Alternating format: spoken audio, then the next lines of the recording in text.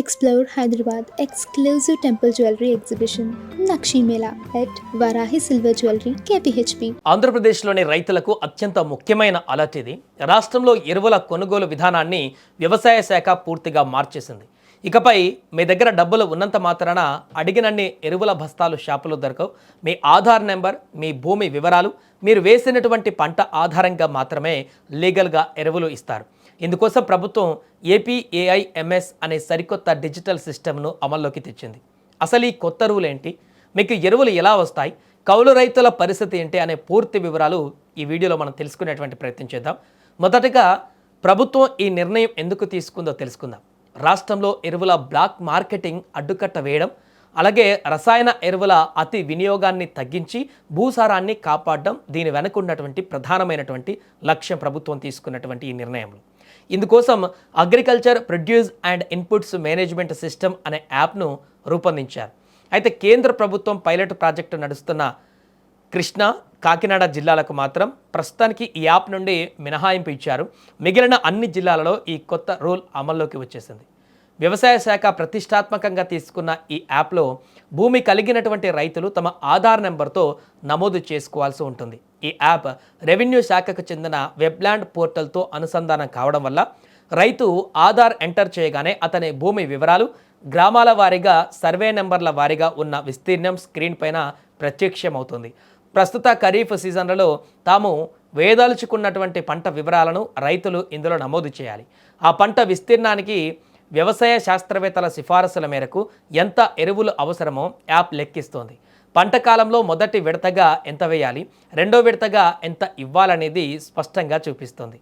అక్కడే స్థానికంగా అందుబాటులో ఉన్న ఎరువుల దుకాణాల జాబితా ఉంటుంది.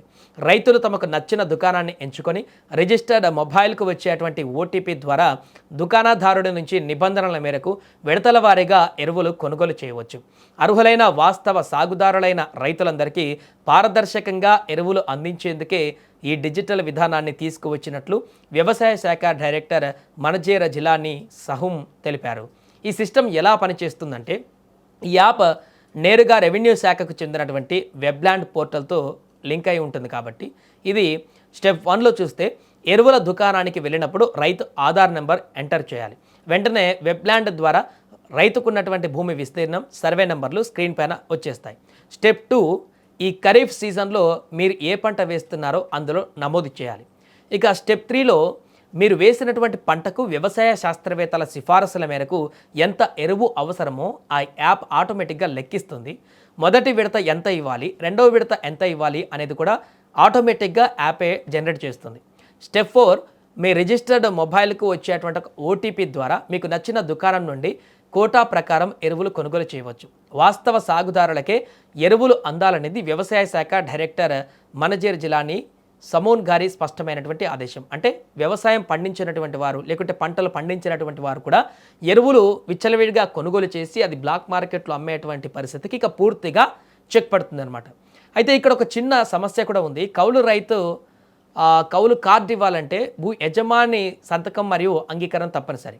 కానీ భవిష్యత్తులో తమ భూమి పైన హక్కుల సమస్యలు వస్తాయేమోనని భయంతో చాలామంది యజమానులు కౌలు కార్డులపైన సంతకాలు చేయడానికి నిరాకరిస్తున్నారు.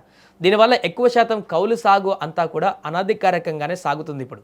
సో ఈ సాంకేతిక సామాజిక ఇబ్బందుల వల్ల ఖరీఫ్ సీజన్లో కౌలు రైతులు ఎరువుల కొరతను తీవ్రంగా ఎదుర్కొనేటువంటి ప్రమాదం కూడా ఉందని నిపుణులు హెచ్చరిస్తున్నారు. సో ఈ సమస్యను అధిగమించడానికి వ్యవసాయ శాఖ ఏం చేస్తుందంటే, అధికారులు ఇప్పుడు సోమవారం నుంచి గ్రామాల్లో పర్యటించి రైతులు మరియు డీలర్లకు అవగాహన కల్పించబోతున్నారు. బ్లాక్ మార్కెట్ ఆగడం మంచిదే అయినప్పటికీ కౌలు రైతులకు ఇబ్బంది కలగకుండా ప్రభుత్వం తగిన చర్యలు తీసుకోవాలని కోరుతున్నారు. ఆ రకంగానే ప్రభుత్వం కూడా ఇప్పుడు ముందడుగు వేస్తుంది. మరి ప్రభుత్వం తెచ్చిన ఈ సరికొత్త ఏపీఏఐఎంఎస్ యాప్ విధానంపై మీ అభిప్రాయం ఏంటి? కౌలు రైతులకు ఎరువులు సులభంగా దొరకాలంటే ఏం చేయాలో కింద కామెంట్ చేయండి. ఈ ముఖ్యమైన సమాచారాన్ని మీ తోటి రైతు సోదరులందరికీ కూడా ఇప్పుడే షేర్ చేయండి.